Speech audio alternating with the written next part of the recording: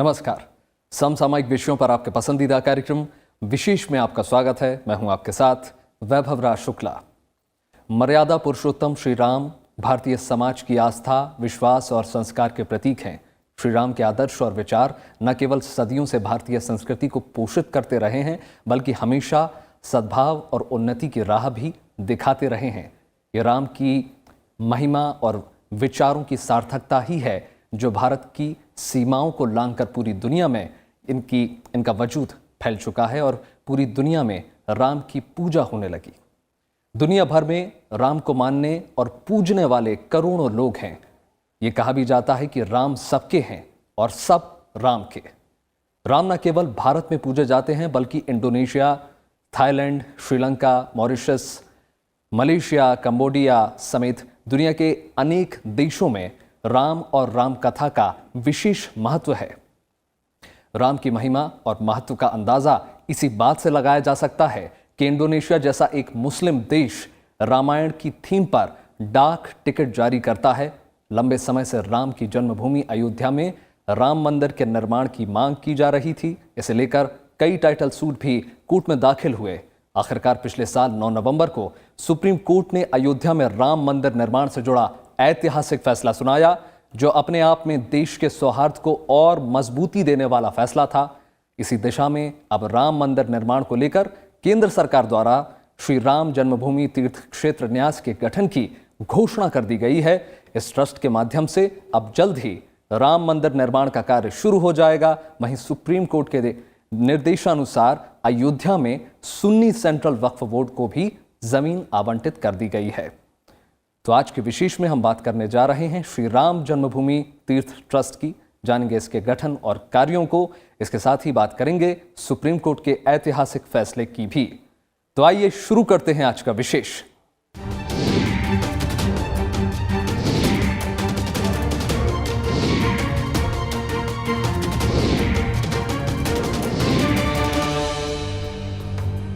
तो अयोध्या में श्री राम जन्मभूमि पर भव्य मंदिर निर्माण की दिशा में केंद्र सरकार ने एक बड़ा कदम उठाया है।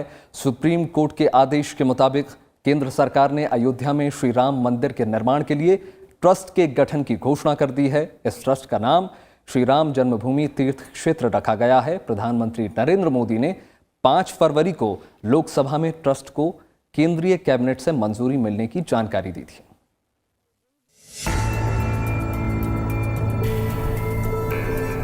केंद्र सरकार ने अयोध्या में राम मंदिर निर्माण के लिए सुप्रीम कोर्ट के आदेशानुसार ट्रस्ट बनाने को मंजूरी दे दी है। कैबिनेट बैठक में प्रस्ताव पारित होने के बाद 5 फरवरी को लोकसभा में प्रधानमंत्री नरेंद्र मोदी ने इसकी घोषणा की। उन्होंने बताया कि ट्रस्ट का नाम श्री राम जन्मभूमि तीर्थ क्षेत्र होगा। मेरी सरकार ने सुप्रीम कोर्ट के निर्देशानुसार श्री राम जन्मस्थली पर भगवान श्री राम के भव्य मंदिर के निर्माण के लिए और इससे संबंधित अन्य विषयों के लिए एक बृहद योजना तैयार की है। सुप्रीम कोर्ट के आदेशों के अनुसार एक स्वायत्त ट्रस्ट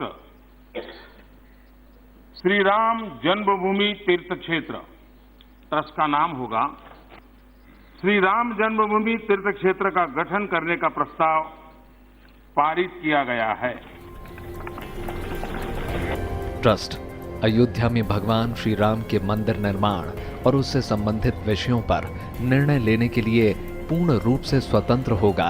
प्रधानमंत्री ने कहा कि सरकार ने अयोध्या कानून के तहत अधिग्रहित 67.70 एकड़ भूमि श्री राम जन्मभूमि तीर्थ क्षेत्र को हस्तांतरित करने का फैसला किया है। इसमें भीतरी और बाहरी आंगन भी शामिल है। ट्रस्ट अयोध्या में भगवान श्री राम की जन्मस्थली पर भव्य और दिव्य श्री राम मंदिर के निर्माण और उससे संबंधित विषयों पर निर्णय लेने के लिए पूर्ण रूप से स्वतंत्र होगा।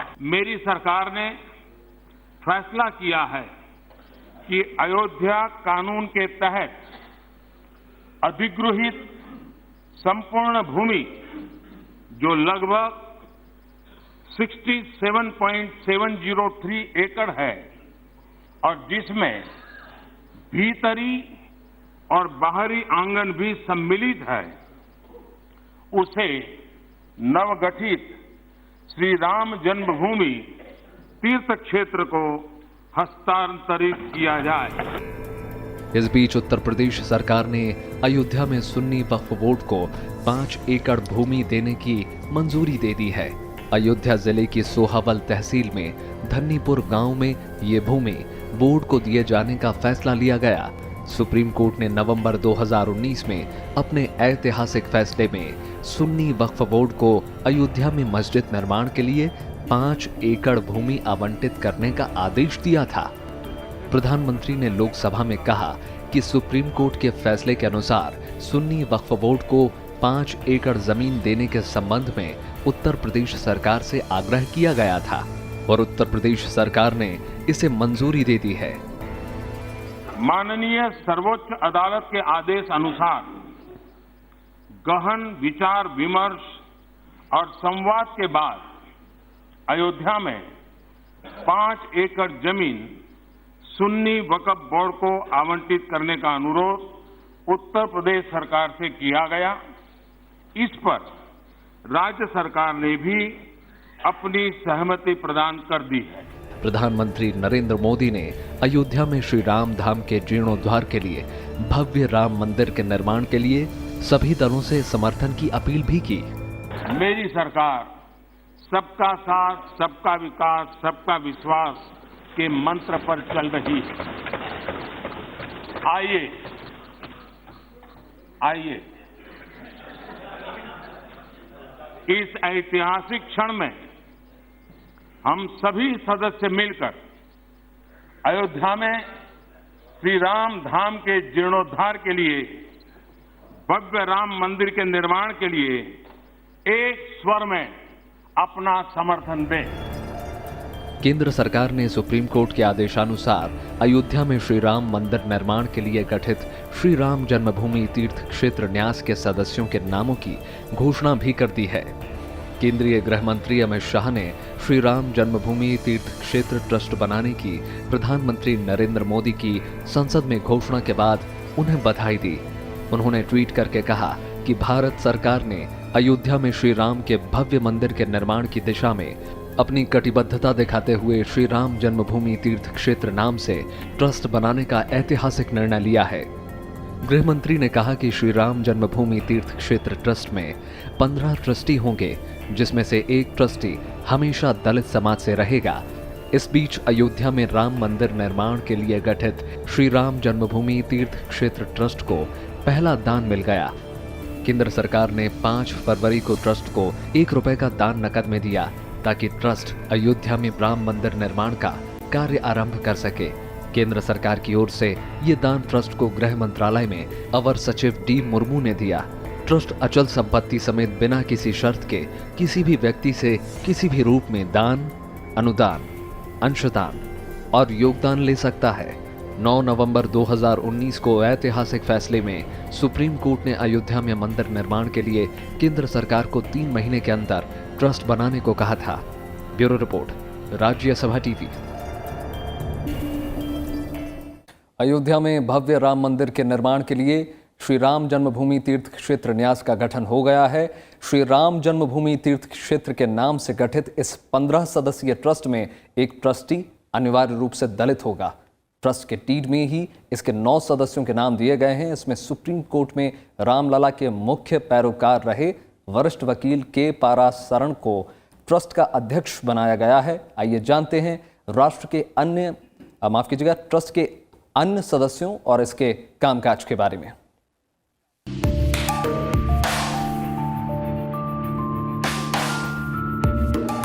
श्री राम जन्मभूमि तीर्थ क्षेत्र न्यास के गठन के साथ ही अयोध्या में बनने वाला भव्य श्री राम मंदिर के निर्माण का रास्ता साफ हो गया है। श्री राम जन्मभूमि तीर्थ क्षेत्र ट्रस्ट का गठन 9 नवंबर को सुप्रीम कोर्ट के फैसले के अनुरूप और 1993 में संसद से पारित अयोध्या भूमि अधिग्रहण कानून के प्रावधान के तहत किया गया है।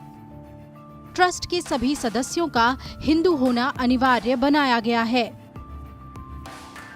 श्री राम जन्मभूमि तीर्थ क्षेत्र ट्रस्ट के सदस्यों में अयोध्या विवाद में हिंदू पक्ष के मुख्य वकील रहे के पारासरन को अध्यक्ष बनाया गया है।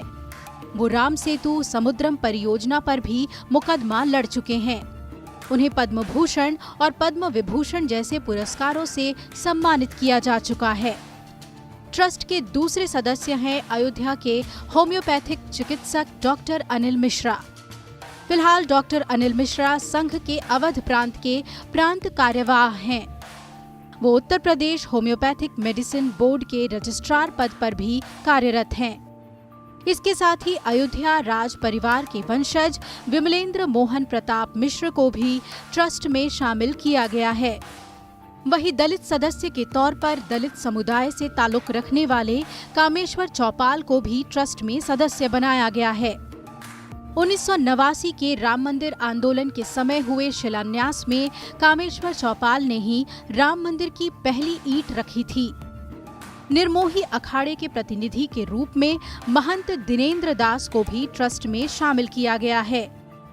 इसके साथ ही बद्रीनाथ स्थित ज्योतिष पीठ के शंकराचार्य जगत गुरु शंकराचार्य स्वामी वासुदेवानंद सरस्वती जी महाराज और कर्नाटक के उडुपी स्थित पेजावर मठ के पीठाधीश्वर जगत गुरु माधवाचार्य स्वामी विश्व प्रसन्न तीर्थ जी महाराज को भी ट्रस्ट में शामिल किया गया है। इसके साथ ही हरिद्वार के अखंड आश्रम के प्रमुख युग पुरुष परमानंद जी महाराज और पुणे के स्वामी गोविंद देव गिरी जी महाराज को भी ट्रस्ट में शामिल किया गया है। न्याय जो ट्रस्ट में ट्रस्टीज हैं उसके चेयरमैन हैं आपके पराशरन जी, के पराशरन जी उसके चेयरमैन हैं। ऐसी स्थिति में उनको जो कहा गया है वो लाइफ हैं, पूरे जीवन तक, जब तक वो जीवित हैं वो रहेंगे। बाकी ट्रस्टीज़ हैं उनको आप हटा सकते हैं, बढ़ा सकते हैं, लेकिन ट्रस्टीज़ में पेजावर मठ के हैं, इलाहाबाद के उससे हैं शंकराचार्य, अयोध्या के महाराजा हैं, अयोध्या के एक बहुत बड़े होम्योपैथ डॉक्टर हैं। इस तरह से जितने लोग चुने गए हैं उनकी योग्यता, उनकी ईमानदारी में कहीं कोई संदेह नहीं होना चाहिए। दलित समुदाय से ट्रस्टी रखने की बात कही गई है और उन ट्रस्टी का नाम ऑलरेडी अखबार में छप चुका है, जो बिहार के थे जिन्होंने राम जन्मभूमि का नींव रखी थी 1989 में, वो हैं ऑलरेडी आ गए हैं। ये अपनी आप के बहुत बड़ी मर्यादा की बात है। इनके अलावा ट्रस्ट में अन्य 6 सदस्य भी होंगे, जिनमें 2 सदस्य बोर्ड ऑफ ट्रस्टी द्वारा नामित होंगे और दोनों हिंदू धर्म से होंगे।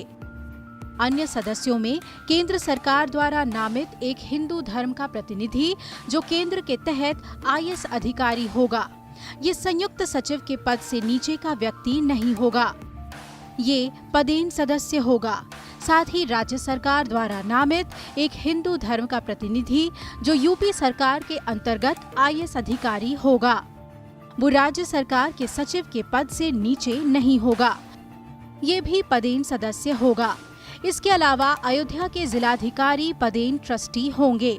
वो हिंदू धर्म को मानने वाले होंगे।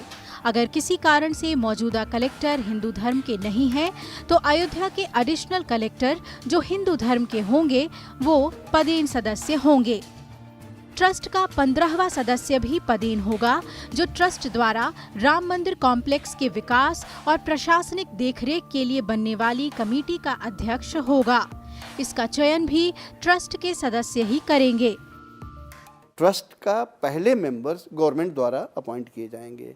कुछ लोग हैं एक्स ऑफिशियो, जैसे सेंट्रल गवर्नमेंट का एक कोई भी जॉइंट सेक्रेटरी लेवल का आदमी रहेगा, स्टेट गवर्नमेंट का नॉमिनी रहेगा, वो सेक्रेटरी लेवल का रहेगा, और फैज़ाबाद के अयोध्या के जो डीएम होंगे वो उसके मेंबर रहेंगे। लेकिन हमेशा ध्यान रखिएगा, ये तीनों जो नॉमिनेटेड मेंबर हैं उनके लिए एक शर्त लगी हुई है, वो प्रैक्टिसिंग हिंदू होंगे। ऐसा नहीं कि वो ईसाई हो, मुस्लिम हो, कोई या तमाम हिंदू हैं जो प्रैक्टिसिंग हिंदू नहीं, वो कहते हैं हम एथीस्ट हैं, हम भगवान में विश्वास नहीं करते, हम इसमें नहीं करते, वो भी नहीं हो सकते। लिहाजा ये प्रैक्टिसिंग हिंदू होने चाहिए, तब वो नॉमिनेटेड होंगे। लेकिन इनको ये ध्यान रखिएगा, इनको वोटिंग राइट नहीं है। भविष्य में ये ट्रस्ट ही राम जन्मभूमि पर भव्य मंदिर निर्माण और उसकी रोजमर्रा की व्यवस्था को लेकर देश विदेश से आने वाले लाखों श्रद्धालुओं के आने जाने, ठहरने और खाने पीने के इंतजाम की जिम्मेदारी संभालेगी। नए ट्रस्ट को भव्य राम मंदिर के निर्माण के नक्शे के चयन की छूट होगी।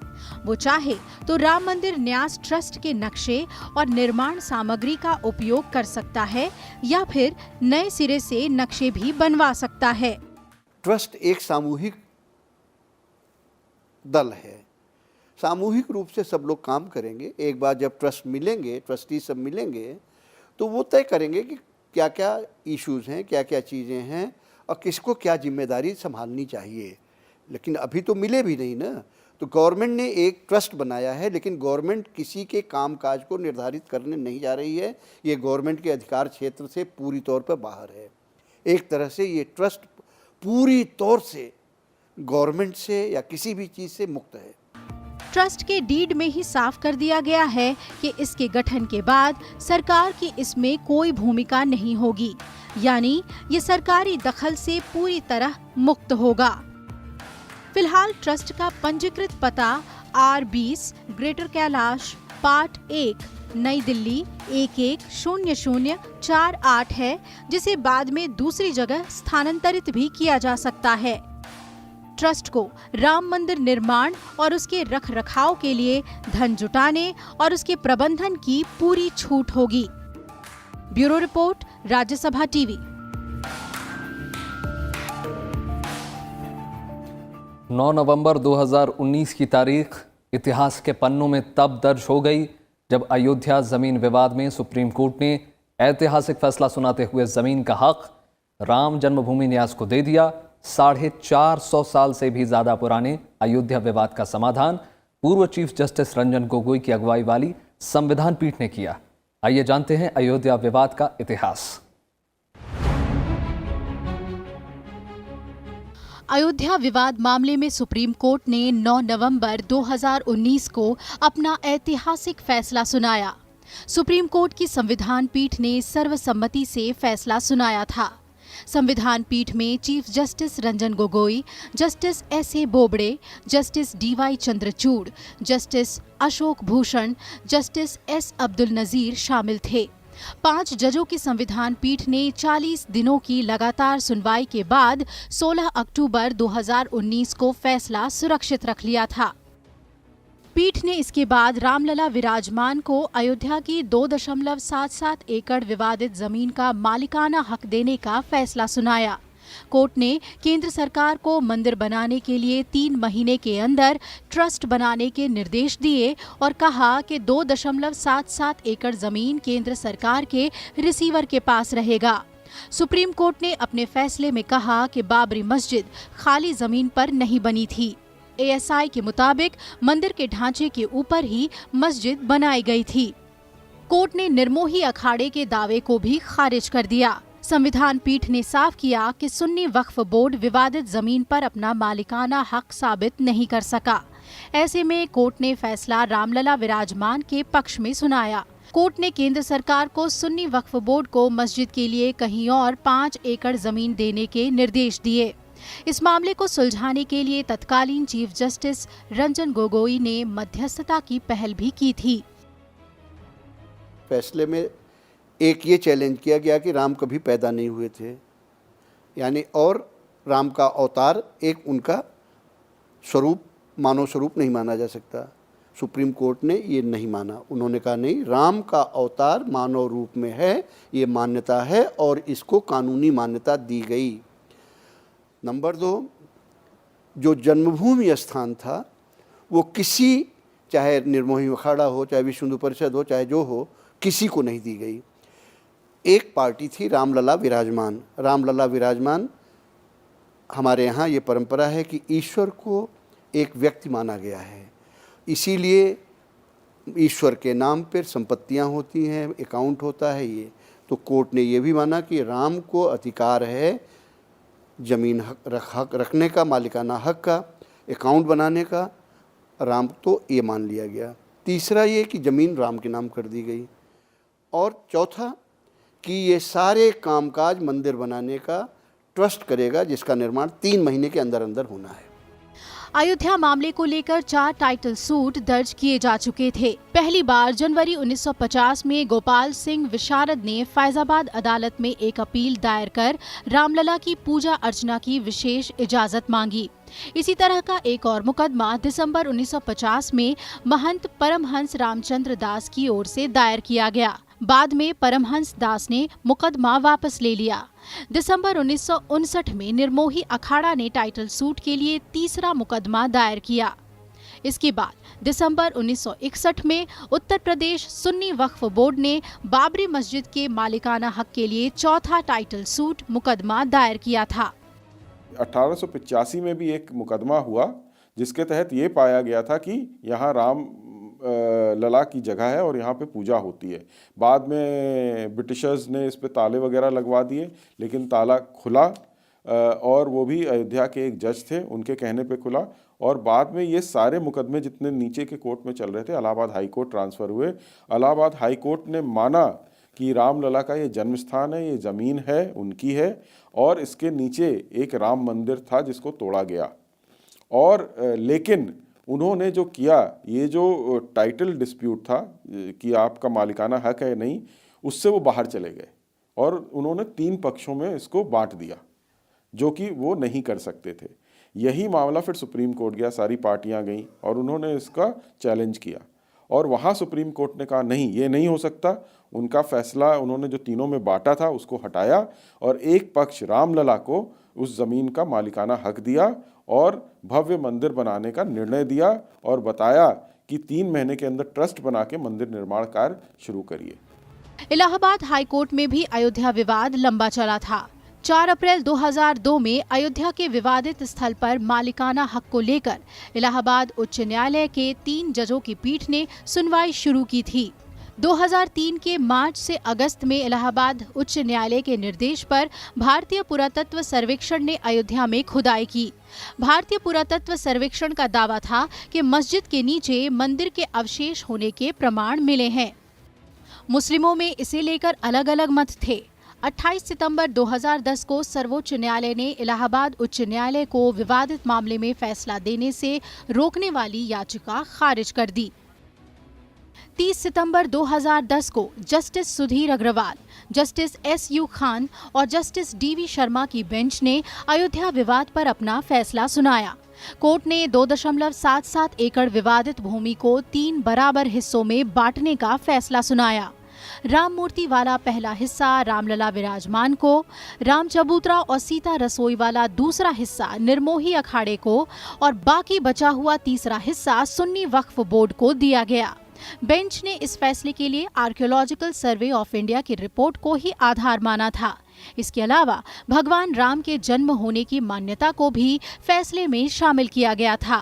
सुन्नी सेंट्रल वक्फ बोर्ड ने भी हाई कोर्ट के फैसले को सुप्रीम कोर्ट में चुनौती दे दी।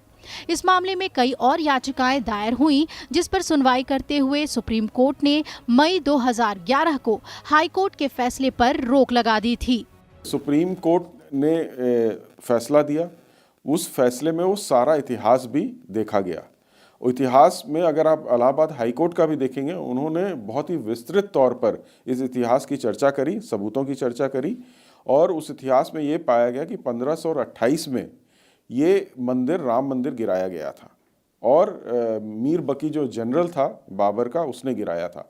उसके बाद इस पे हमेशा देखिए लड़ाइयाँ होती रहीं, कभी हिंदू समाज के कब्जे में आया, फिर निकला, फिर बाहर हुआ, फिर वापस कब्जे में लिया और इस पर ज़बरदस्ती एक विवादित ढांचा बना दिया गया जिसको आप बाबरी मस्जिद कहते हैं। अयोध्या में राम निर्माण के लिए जून 1989 में बीजेपी ने विश्व हिंदू परिषद को औपचारिक समर्थन देना शुरू कर मंदिर आंदोलन को नया मोड़ दिया। वहीं 9 नवंबर 1989 में तत्कालीन प्रधानमंत्री राजीव गांधी की सरकार ने बाबरी मस्जिद के नजदीक शिलान्यास की इजाजत दे दी।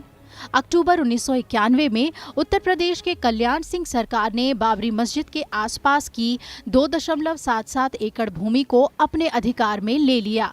1992 में बाबरी मस्जिद गिरने के 10 दिन बाद ही 16 दिसंबर 1992 को लिब्राहन आयोग का गठन किया गया। लिब्राहन आयोग को 3 महीने में रिपोर्ट देने को कहा गया था, लेकिन आयोग को रिपोर्ट देने में 17 साल लग गए थे। इसी बीच पूर्व प्रधानमंत्री अटल बिहारी वाजपेयी ने अपने कार्यालय में एक अयोध्या विभाग शुरू किया, जिसका काम विवाद को सुलझाने के लिए हिंदुओं और मुसलमानों से बातचीत करना था। कई सालों से चले आ रहे अयोध्या विवाद का समाधान सुप्रीम कोर्ट ने किया, जिसका देश में स्वागत किया गया। शांतिपूर्ण माहौल में अब सरकार सुप्रीम कोर्ट के फैसले के आधार पर राम मंदिर निर्माण के काम को आगे बढ़ा रही है।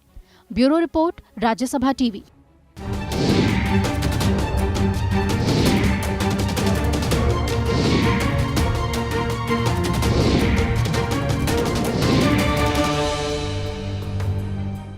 तो ये था आज का विशेष। उम्मीद है आपको विशेष का ये अंक पसंद आया होगा। आप ये हमारा कार्यक्रम YouTube पर भी देख सकते हैं, जहां में आपकी प्रतिक्रियाओं और सुझावों का हमेशा इंतजार रहता है। बाकी देश और दुनिया की तमाम बड़ी खबरों के लिए जुड़े रहिए राज्यसभा टेलीविजन के साथ। नमस्कार।